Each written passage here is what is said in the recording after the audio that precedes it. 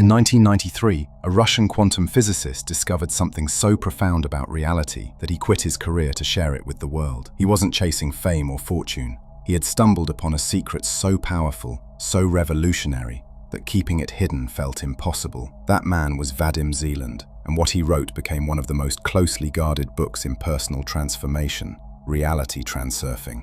Now, you might be thinking, another self-help guru with wild promises? But here's what makes this different.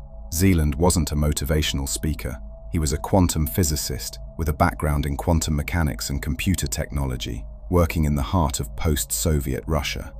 And what he put into this book challenged everything we've been taught about how reality works. His core revelation? Reality is not created, it's selected. Think about that for a moment. Every outcome you want, every version of your life you dream about, it already exists. You're not building it from scratch. Instead, you're tuning into it like changing the channel on a radio. And today, you'll discover why this book has been kept secret for so long. How Zeland's radical ideas reveal why most people are trapped by their own beliefs. And how you can use his method to shift realities consciously. Because if what Zeland uncovered is true, then most of us have been fighting against reality our entire lives, when we should have been flowing with it. Let's dive into the forbidden truth behind Reality Transurfing, and why this might be the most important book you'll ever read. It's mid-1990s Russia. The Soviet Union had just collapsed, and everything people thought was permanent had dissolved overnight. In this chaos, Zeland started exploring something unusual, the intersection between quantum theory and metaphysics. What if the same principles that governed particles also governed reality? What if we'd been thinking about life completely backwards? Then one morning, everything changed. After months of meticulously observing patterns in his own life, Zeland had a breakthrough realization. We don't create our future, we choose it from what already exists. This wasn't some mystical vision or drug-induced epiphany. It came from careful observation. He noticed something strange. When he struggled and forced things, he hit resistance at every turn. When he detached and allowed things to unfold, life flowed. Not occasionally, but consistently. There was a pattern here, a system, and systems can be understood. What emerged from this insight became the Reality Transurfing series, a collection of books that read like physics textbooks written by a mystic, or spiritual guides written by a scientist, because that's exactly what they are. Zeland blended quantum physics, philosophy, and metaphysics into something entirely new. Not just theory, not just woo-woo spirituality, a practical system for navigating reality. Here's Zeland's radical claim. Infinite versions of your life already exist. The version where you're wealthy and the version where you're broke. The version where you're healthy and the version where you're sick. The version where you achieve everything you want and the version where you give up. They all exist simultaneously in what Zeland calls the space of variations. You're not creating your future through effort and manifestation. You're simply switching between these existing versions based on your frequency, your energy, your focus. You're not a creator, you're a selector. And once you understand this distinction, everything changes. But here's the problem.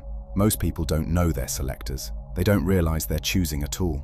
They think they're stuck with the reality they have, when the truth is far more powerful. So the real question isn't, how do I create the life I want? The question is, what's keeping me locked on the wrong track? Because if infinite versions exist and you're constantly selecting, why are most people stuck experiencing the same reality over and over? That's what we need to understand first. So here's where things get wild. What if I told you that you're not actually creating your reality from scratch? What if instead, you're simply selecting which reality you experience? According to quantum physics and the multiverse theory, infinite versions of reality already exist. Think of them as lifelines or reality tracks, each one a slightly different version of your life, playing out in parallel. In one track, you're confident and thriving. In another, you're stuck and struggling. In yet another, you already have everything you've been dreaming about. They all exist, but the question is, which one are you tuned into? Here's the thing, you don't create these realities. You don't have to build them from nothing. They're already there. already happening. What you do is shift between them based on your frequency, your state of being, your energetic vibration. Your consciousness acts like a remote control. When you change your internal state, your thoughts, your emotions, your beliefs, you're literally changing the channel. You're tuning into a parallel version of yourself who's already living a different experience. Let me give you an everyday example. You wake up in a bad mood. You spill your coffee. You hit traffic. Someone cuts you off, and your boss is irritable. The whole day feels like it's working against you. That's one reality track. But imagine you woke up in that same moment and made one small shift. You chose gratitude instead of frustration. You smiled at the stranger in line. You let go of the road rage and put on your favorite song instead. Suddenly, the day unfolds differently. The same external circumstances, but you're experiencing a completely different reality. That's not a coincidence. That's you shifting tracks. You didn't create a new world. You tuned into a different version that was already there, waiting for you to match its frequency. Now, here's where most people sabotage themselves without even realizing it. Zeland identified something he calls excess potential. And once you understand this, you'll see it everywhere in your life. Here's how it works. When you give too much importance to something and become desperate, obsessed, or overly attached to an outcome, you create an energetic imbalance in the field. Think of it like pushing down on one side of a seesaw. The harder you push, the more violently reality pushes back to restore balance. And here's the cruel irony. It usually pushes in the opposite direction of what you want. You desperately need money. That desperation creates excess potential, and suddenly, unexpected expenses appear. You're obsessed with finding a relationship. That neediness radiates from you, and people can sense it. They pull back, and you end up more alone than before. You're terrified of losing your job. That fear creates so much potential that you start making mistakes, acting paranoid, and ironically, you make yourself more likely to get fired. This is excess potential at work. Reality doesn't respond to what you want, it responds to what you are. And when you're in a state of desperation, fear, or overimportance, you're broadcasting the frequency of lack. You're telling the universe, I don't have this and I need this. I'm incomplete without this. So reality matches that frequency and keeps you on the track where you don't have it. Zeland's key insight here is radical. The more you chase something, the more it runs from you. The more you need it, the more elusive it becomes. So what's the solution? Detachment. But let me make this clear. I'm not talking about being apathetic and definitely not giving up on what you want, but releasing the desperate grip and letting go of the overimportance. When you detach, you neutralize the excess potential. The seesaw levels out, and suddenly, what you want can flow to you naturally because you're no longer creating resistance. Think about it. When did that job offer come through? Probably right after you stopped obsessing and started exploring other options. When did that relationship finally work out? When you stopped chasing and started enjoying your own life. When did money start flowing? When you stopped panicking about bills and focused on creating value instead. This isn't a coincidence. This is the mechanics of reality responding to your frequency. The universe doesn't reward desperation, it rewards alignment. And alignment only happens when you stop gripping so tightly that you strangle what you're trying to hold. So here's the paradox Zeland wants you to understand. To get what you want, you have to stop needing it so badly. To attract success, you have to detach from the outcome. To shift to a better reality track, you have to let go of the desperate importance you've placed on being anywhere other than where you are. Detach to attract. That's the key. But here's where it gets tricky. Because excess potential isn't something you create alone. There are massive forces out there, invisible energy vampires, that feed on your importance and keep you locked in struggle. And the worst part? You're probably feeding them multiple times a day without realizing it. Let me explain. Here's the trap that a lot of people fall into without even realizing it. When you fight a pendulum, you give it exactly what it wants. Your energy flows directly into the thing you're trying to resist. Hate a political figure? You're feeding their pendulum. Obsessed with proving someone wrong? You're locked in their gravitational pull. Caught in workplace drama? You're sustaining the very system that drains you. Zeland's observation is brutal but true. You can't win against a pendulum by fighting it. The fight itself is the trap. So what's the solution? Detachment, again. But this time, it's not about detaching from outcomes, it's about detaching from the game entirely. Observe without engaging. See the pendulum for what it is, a structure that wants to consume your attention, and simply don't play. Don't argue with trolls online. Don't get pulled into office politics.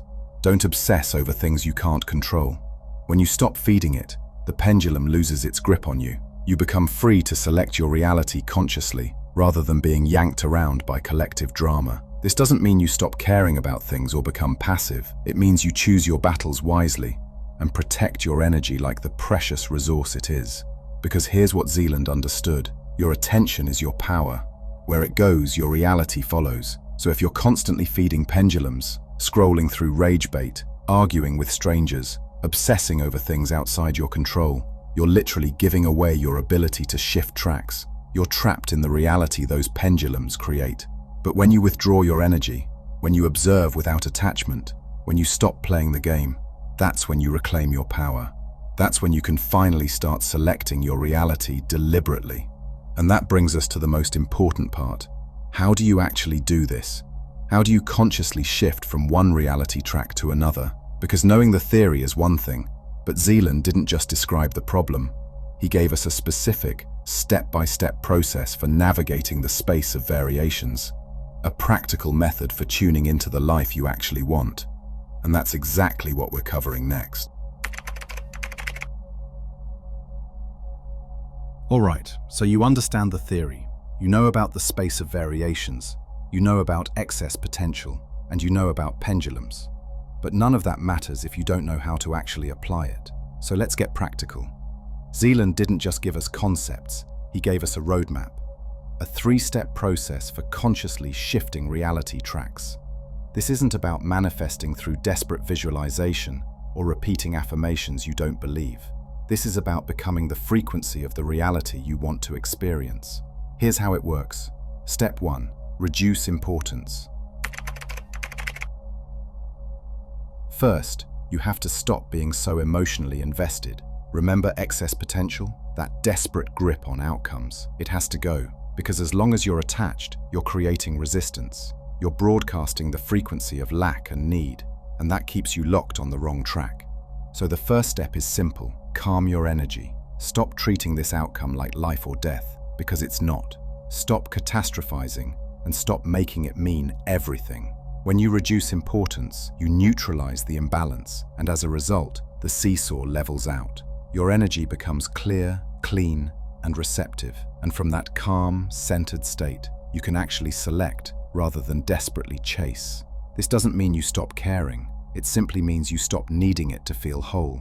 You want the thing, but you're okay without it. That's the frequency that allows movement. Now, here's where it gets interesting. Once your energy is calm and clear, you choose the reality track you want to tune into. But you don't do this through wishful thinking or hoping. You do it by embodying the version of yourself who already lives that reality. So what you need to do is close your eyes and really feel it. What does that version of you feel like? How do they walk through the world? How do they carry themselves? What's their internal state? Confident? Abundant? Peaceful? Grateful? That's your frame. You're not pretending, and you're not faking it till you make it. You're tuning your frequency to match the track where that version already exists. And when your internal state matches that reality, you start sliding toward it naturally. This is the visualization part, but it's not passive daydreaming. It's active frequency alignment. You're choosing which version of yourself you're going to be right now, in this moment, and reality responds.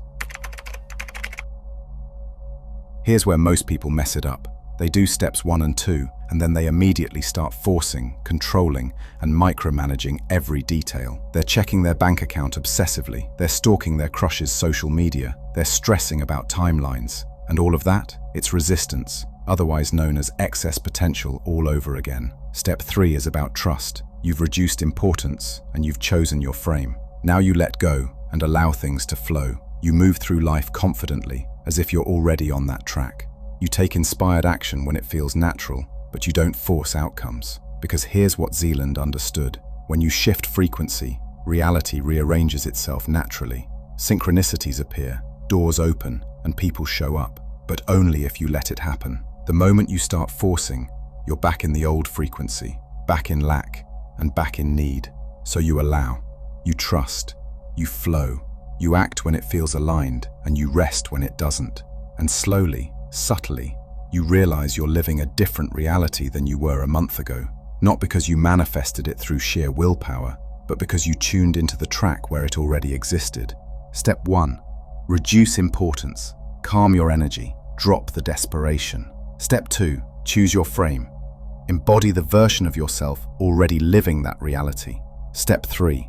Let go and flow. Move confidently without forcing, and let reality rearrange naturally. 3 steps. Simple, but not easy. Because it requires you to let go of control while staying intentional. It requires you to care deeply while staying detached.